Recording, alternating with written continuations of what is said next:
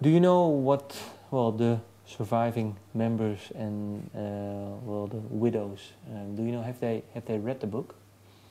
I know that Paul's read the book. It's interesting because, you know, Paul, I started this book because of Paul. And he was at an interesting point in his life and had told me that, you know, they had made up about 50% of their story. It was not true. And when I heard that, I knew that I had to set the record straight and write an accurate biography. And so I was closest to Paul. But as anyone knows who's read my book, he's not the hero of this book.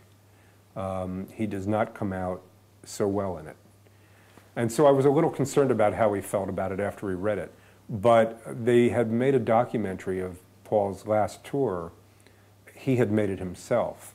And he was so overwhelmed with the book that he asked me to appear in it. And so I felt like I had done an accurate job.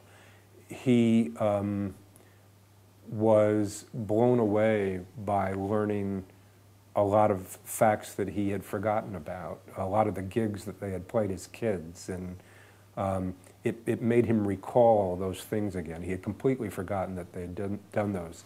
And in addition to that, he learned for the first time in my book how his mother really died. He never knew before. He always thought that she had died of breast cancer, but she hadn't. She had a stroke and an embolism and died that way. And afterwards, the night that his mother died, his father left the hospital and went to a bar and got very drunk and poured his heart out about his life and his wife's death and his sons.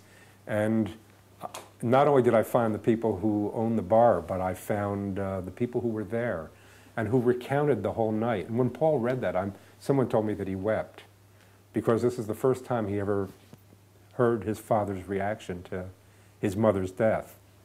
So for that, I think he's very happy with the book. I haven't heard from the others, and I don't know if I ever will, but I feel content that this is a story that they would be happy with, knowing that it's an accurate account. And he didn't say anything about, well, the way he is portrayed in the book? Yeah? No, he didn't, and I give him a lot of credit for that. He doesn't come out great in the book. He comes out as someone who is manipulative, controlling, someone who doesn't always tell the truth to the press, was not a great mate to John and to George, and in the end of the story is the first person that pushes Ringo down physically. Nobody had ever laid a hand on Ringo before, none of the Beatles, certainly. And so, you know, that's not such a great picture of Paul. But it's an accurate one, it's a truthful one. Okay, so that's why he's well happy with it. I think so, yes. Yeah. I think he's happy with the accuracy. Look, there have been over 1,000 books written about the Beatles. And I know that the Beatles, and especially Paul McCartney, have never been happy with a single one of them. So for me to hear at this point that they're happy with this book lets me know that the 8.5 years I spent on it wasn't time wasted. But how